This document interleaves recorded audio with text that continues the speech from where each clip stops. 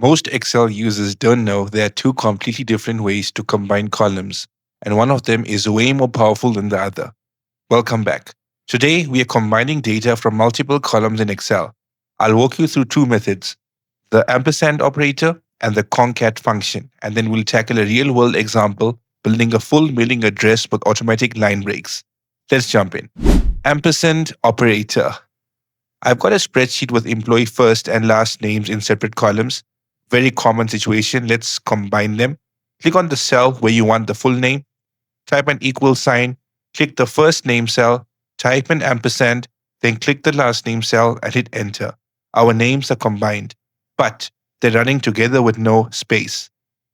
Double-click the cell to edit the formula. After the first ampersand, type a space inside quotation marks, then add another ampersand, hit enter. Now we have first name, space, last name. Perfect. To apply this to all, just double-click the full handle at the bottom right corner of the cell and Excel fills it down automatically. CONCAT function. Now, let's do the same thing using the CONCAT function, which gives you more flexibility. Type equals CONCAT and click the first name cell, add a comma, then type a space in quotation marks, another comma, and click the last name. Close the parenthesis and hit enter. Same result. Here's where CONCAT really shines. You can easily reorder things. Let's pull the last name, first name version.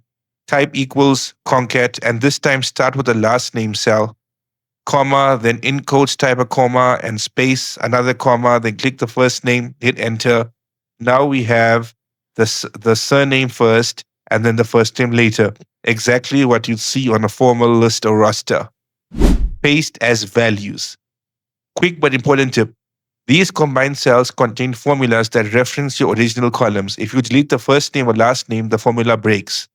To make the combined names stand alone, highlight them, press Ctrl+C to copy, right-click, paste, special, and values only. Now the text is hard-coded, you can safely delete the source columns and nothing breaks. Advanced mailing address. Now, let's look at something more powerful. I have employee names and address information spread across 6 columns, and I want to combine them into a properly formatted mailing address with line breaks, just like you'd see on an envelope. Click the mailing address cell and type equals CONCAT, then click the first name cell, add a comma, type a space in quotation marks, another comma, and click the last name.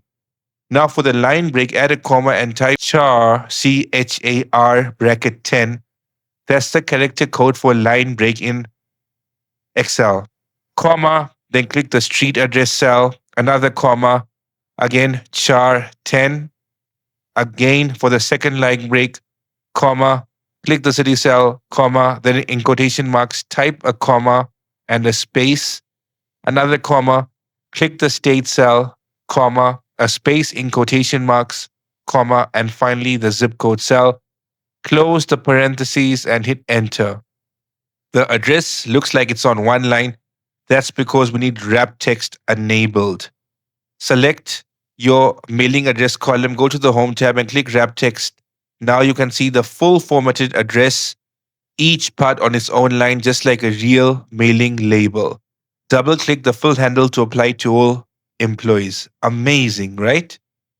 And that's combining columns in Excel from simple name joins all the way to multi-line mailing addresses. If this saved you some time, hit like and subscribe so you don't miss the next one.